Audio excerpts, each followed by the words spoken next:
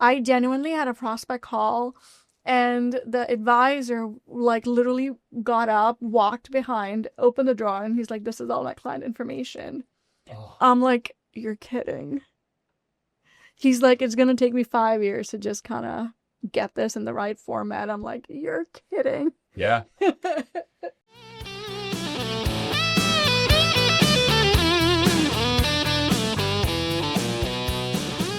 Welcome to Advisor Talk with Frank LaRosa, brought to you by Elite Consulting Partners. It's the only podcast offering unfiltered guidance and the direct advice for all things concerning financial advisors, RIAs, and the practitioners in the wealth management business. And now, welcome to the show.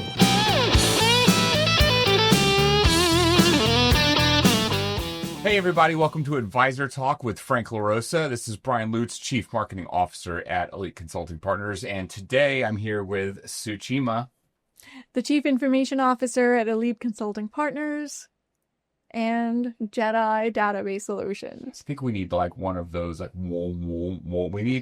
All right, so Sue and I often talk about optimizations, and I think one of the things that we can do to optimize this podcast is adding sound effects. I think that would be fine. We should. Yeah, right? Yeah. I mean, I think it'll make it more fun too. well, you know what? We can run a test and check a entertainment level score to see if we're adding engagements or length of listen duration. Right? Or we're not. Or we're not, and they'll throw the whole idea of sound effects out. But for those that are still listening, thank you. We're talking about a really interesting topic today. Sue and I've had a lot of conversations recently about the pain points that advisors have as it relates to things that technology can solve, right?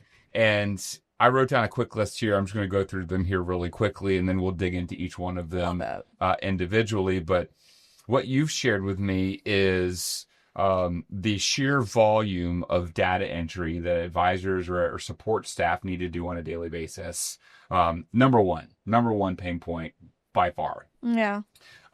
Number two, a more generic topic, email activities, being able to see email as it relates to client accounts, client prep. The ability for email to be integrated into a CRM solution, just email as a whole. There's a lot that could be unpacked there, but a current frustration as it relates to advisors preparing for client meetings. Note-taking, the process of taking notes, the process of calling back notes, reviewing notes, summarizing notes.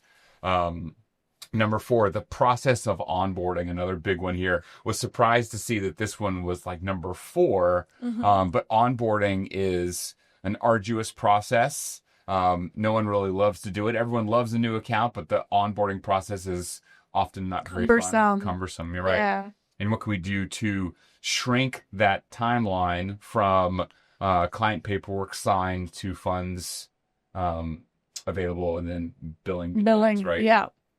And then lastly, and this is kind of like a catch-all as well, follow-ups. Yep. Right. So let's dig into these individually. Data entry, again, the largest one, right? The sheer amount of volume that comes in. Where do we go from here, Sue? Like, what are those data points that are being manually entered, and then how do we solve for that?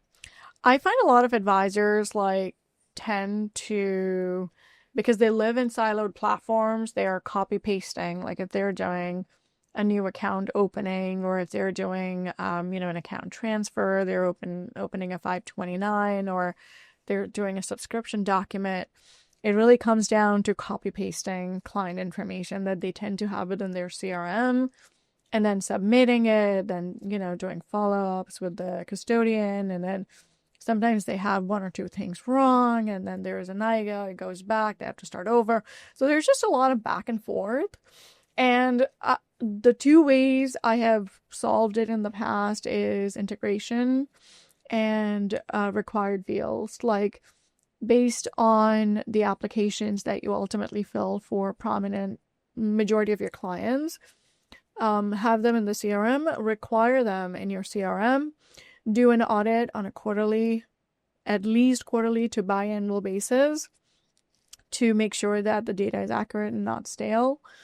And then, integrate with the custodian. So a lot of these custodians, Pershing, Schwab, they are Fidelity, right? They're pretty tech savvy and are integrating with most CRMs available today.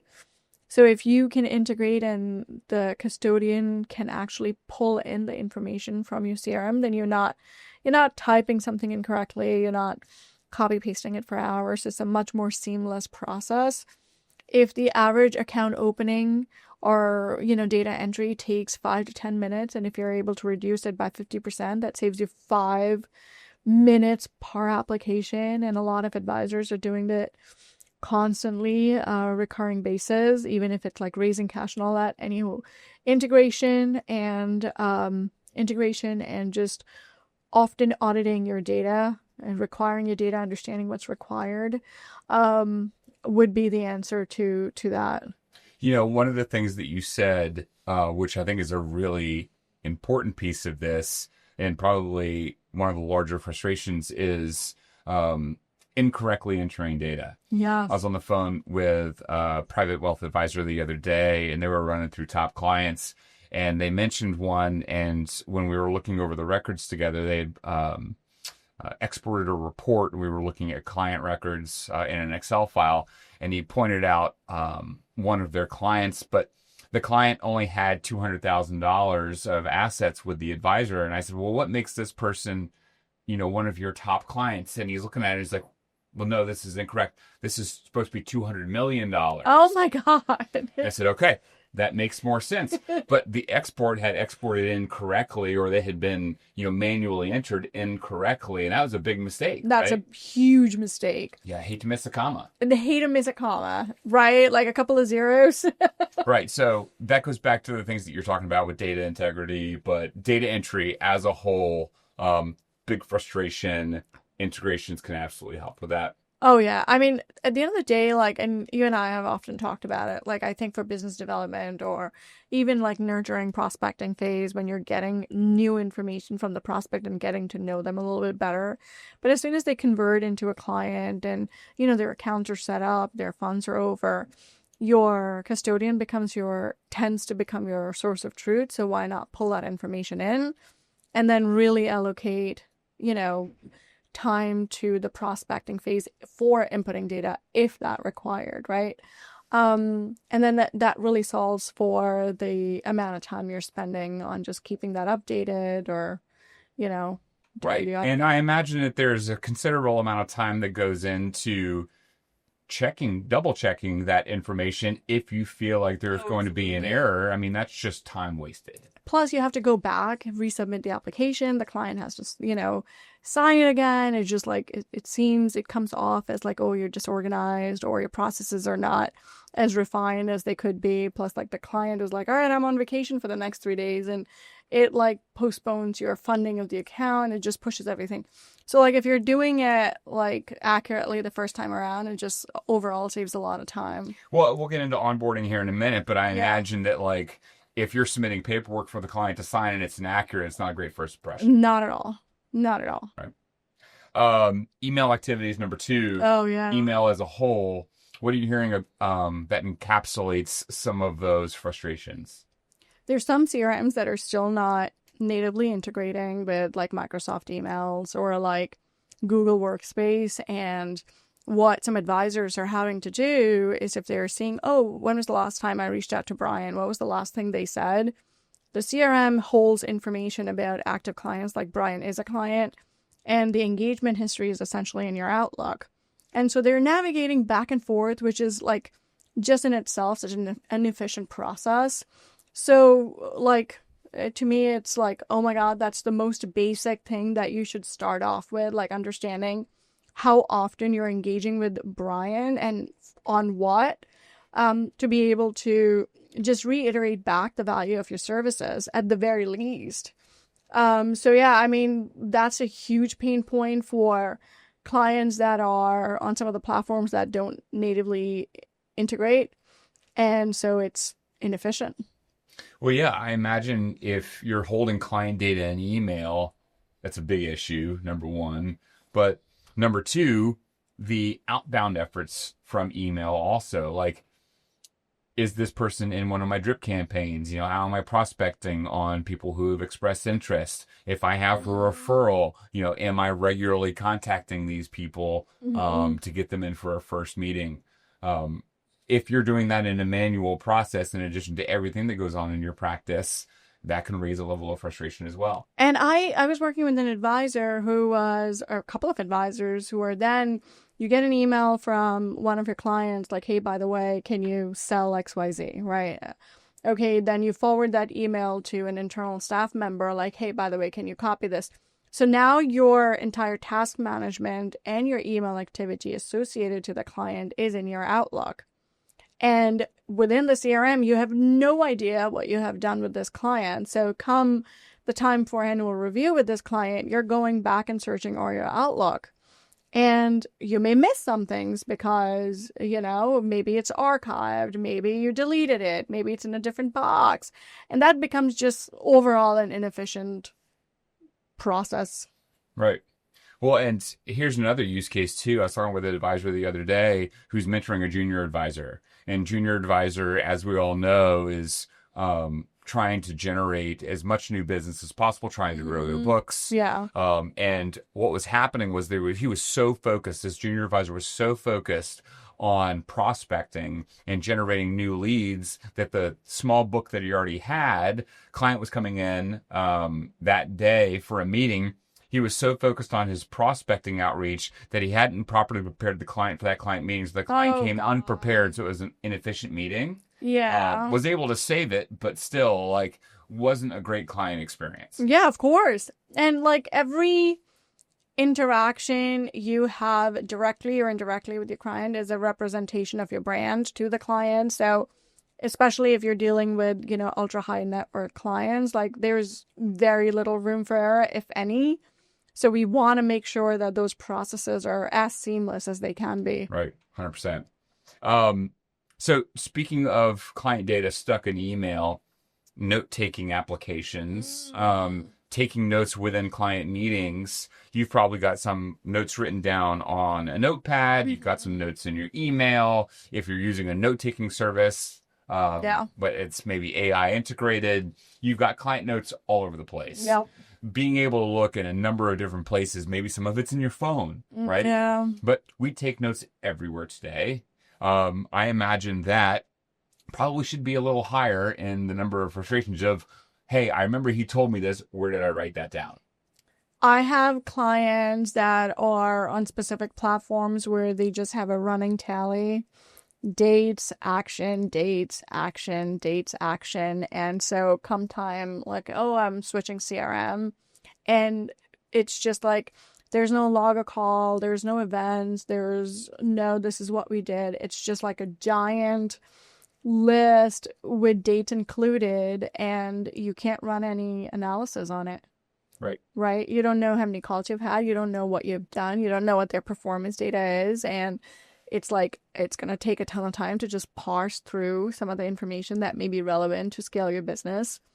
And so today, there's a huge flux of note-taking apps, especially because of AI. I mean, the least you could do is have a transcript, be created and added to your CRM if you can, have the task. So if you have to refer back to something, I'm the first one to raise that. I don't remember every conversation I have ever, right? So to be able to have a reference point on this is what we talked about, this is what we did, this is how it's going to go, it is a huge plus. And having it seamless, no brainer. Right.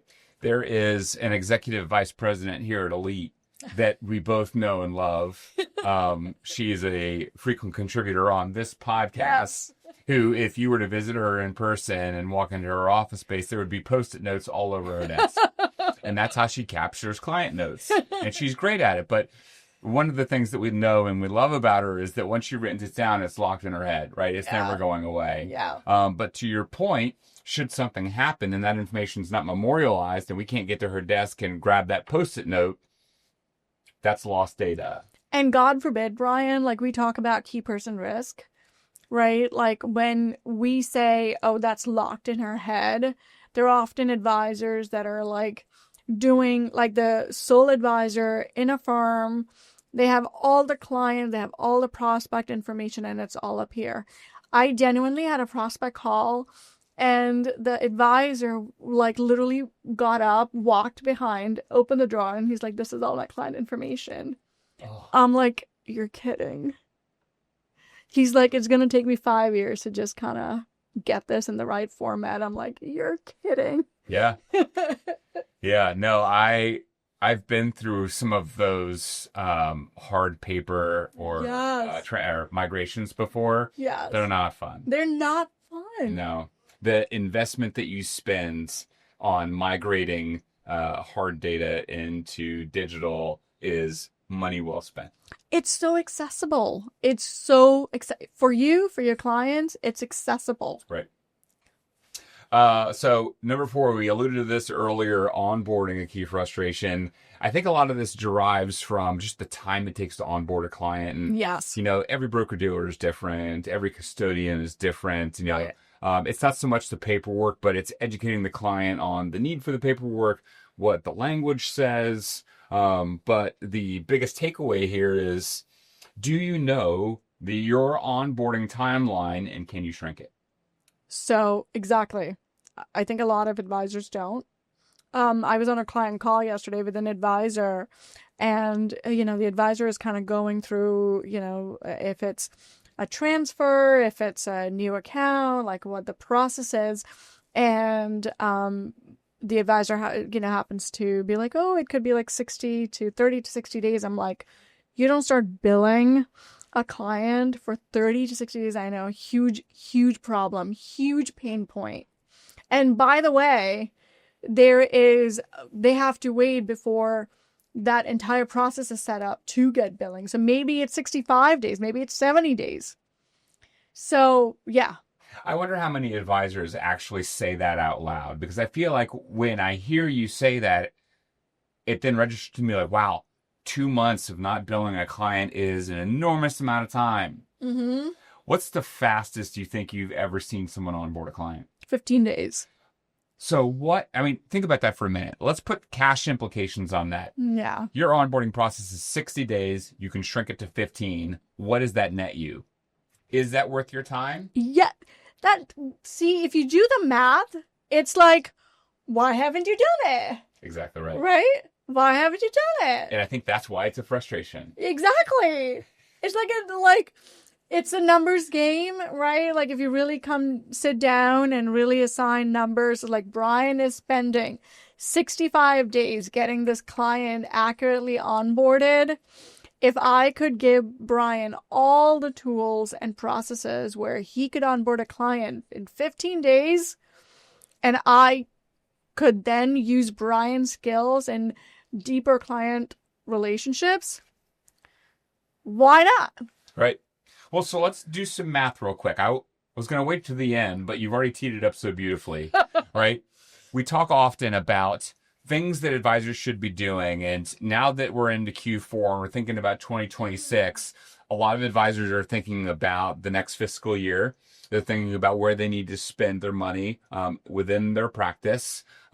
Technology stack is often a large light item already. No. If you're thinking about upgrading or enhancing your CRM solution, what's a great way to think about it? In the example that we just shared of how do you see a return on that investment specifically with a CRM? So one thing, like, what's really great is a lot of these platforms have their fiscal years ending in January. So if you start figuring out what are my critical processes, how do I improve my critical processes, and to improve those critical processes, what platform aligns, create a budget, execute on it, right? I think the planning phase is this Q4, which is like, all right, my next year's goal is to improve my critical processes from 40 hours to 20 hours a week. Whoa. That means if I have 80 clients, I could have 160 clients and not have to hire a single person. That in itself is your ROI. Right. You know? Frank just did a podcast not too long ago with John Randall with XFA, executive coach for financial advisors. And one of the things that I've heard Frank say to a number of different people is advisors who want to scale and scale quickly need to focus more of their time on working on the business, not in the business. Completely agree. Right? Yeah. So if you can identify those opportunities to shrink timelines to allow you to have more time back or to allow your staff to be more efficient, those are cost savings and time savings and allowing your staff to do more things that are generating revenue for the practice. 1,000%. And by the way, if at some point you decide that you want to sell your book of business, what is the first thing that an private equity firm is going to look at?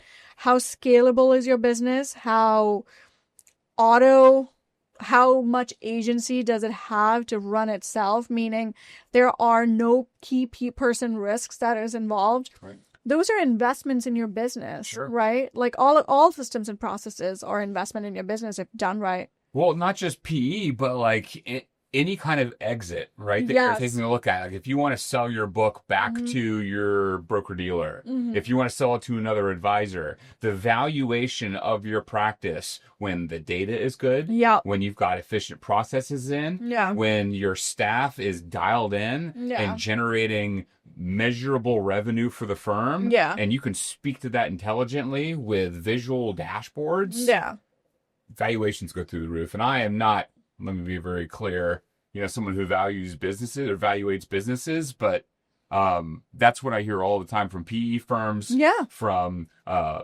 advisors who buy a number of businesses. That's what they want to see.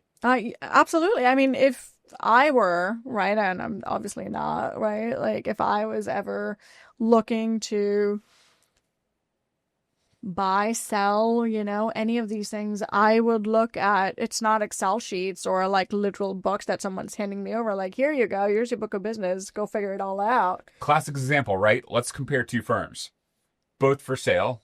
Firm A has got their processes dialed in. They know their onboarding timeline, right? They know their billing cycles. They know how efficient their staff is. They know how many calls they're making. They know what their prospecting timeline, they know what their conversion rates are. They know, the percentage of advisory versus non-advisory. All of that information is dialed in and at their fingertips. Firm number 2 is the one that you described where they turn around and be like, yeah, all of my files are in that credenza. In that cabinet. Right. Which one do you think is going to gain a higher price point? Exactly. By the way, even if you're not getting that instant ROI on your investment on systems and processes, when you do create that exit plan, it's going to multiply, right? Right. Well, and here's the other thing too, and we're kind of speaking out of scope here, but follow me down this path there, Alice. This is a rabbit hole. You buy a book of business. You're investigating a practice. Maybe it's an older advisor that does have a cabinet full of paperwork. One of the things that you should be thinking about, and one of the things that you should be investigating is, if I were to put my processes on this practice, how quickly could I scale this practice and accelerate that revenue stream? That's a really good point. Right. Templatizing your processes. Oh, yeah. Right? Which is like, especially for PE firms, right? Could you create templates that smaller firms can follow? That comes down to adoption, and that comes down to exposure to some of these newer platforms. Right. All right. So let's cover this one last pain point because I really like this one. It goes back into email activity, but it falls under the follow-ups campaign, right? Yeah. Follow-ups can be follow-up from a client meeting, from a client prospect. There's a million different things that follow-ups can entail. Yeah. So frustrating part is, number 1, remembering to do that. Number 2, finding the notes to effectively follow up. Exactly. And then number 3, what do you do after the follow-up? Who's doing what? Exactly. Accountability. Right. So at the end of the day, if you're the advisor that's living in Outlook and now you're searching, oh, shoot, I met with this person. What was their name? Oh, I think it was Brian. How much time are you spending on figuring out who you spoke to, what you spoke about, and then creating an accurate follow-up with this? You're spending 2 hours, an hour and a half. Is that really worth your time? If you had the right systems and processes in place, you could trigger automatic follow-ups based on, let's say, the subject or the time or whatever it happens to be, right? Like, you don't even have to remember to do it. Right. Off your plate. I'm guilty of this, where I sent a follow-up to a prospect back in Q1 of this year, and I referenced Penn State because I remember we were talking about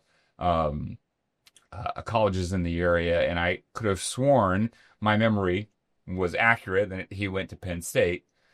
He actually went to Penn and was very upset that I thought that he went to Penn State. And I think, if I remember correctly, the comment was, no, I actually paid for a higher level of education, and I felt incredibly embarrassed, but I didn't take that note, and I relied on my memory to recall that conversation, versus had it been in my client notes, you wouldn't make that mistake. I will and never be embarrassed. Right? Yeah. All of my notes go immediately into the CRM after I get on a phone call, so that It's so important. Like, even when I'm meeting with clients and I'm like, all right, this is what I need to do in the next week, 2 weeks, a month, I'm adding notes, right? To be able to follow up and remember and follow up with the client if they have any questions. Like, you just can't remember all of it. Right. Well, and we're human. People are going to make mistakes. Exactly. Which is why you need to rely on technology to help you, because they're not human. They're going to be perfect every time as long as you set it up correctly. I agree. Okay. Recapping here. Top frustrations, data entry, email activities, note-taking, onboarding, follow-ups. Biggest ROIs, obviously accelerating the onboarding process, but there is so much that you can do in terms of time and cost savings with some of these other activities. I also I was thinking, like, a lot of advisors think of cost in a vacuum. I would encourage them to not do so. Like, it's not just, it takes X more dollars or X less dollars. It's not in a vacuum. It's compared to the value it generates, not only now, but for the time of the implementation, or as long as you're using a platform. So costs exist in the absence of value. Just remember that. That is the key takeaway today. Yeah. Awesome. I love that. I would love the listening audience to be able to dig into that with you. I think a 15-minute conversation around that topic on their specific practice would go a long way. Absolutely. And give them a roadmap to set them up for 2026. Yeah. If they wanted to do that, where do they find you? Sue Cheema at eliteconsultingpartners.com. Love it. Thank you so much for listening. This has been really great. We'll have information in the show notes below if you're listening on YouTube or on any one of the podcast channels, but you can find us on the web. You can find us on Instagram. You can find us on YouTube, LinkedIn, everywhere that you're online. I'm Brian. She's Sue. And this is Advisor Talk with Frank LaRosa. Thanks, everyone. Thanks for listening to Advisor Talk with Frank LaRosa. If you're looking for more advice or solutions on any topics relating to the financial services industry, or just want to subscribe to our podcast, head on over to eliteconsultingpartners.com/podcast.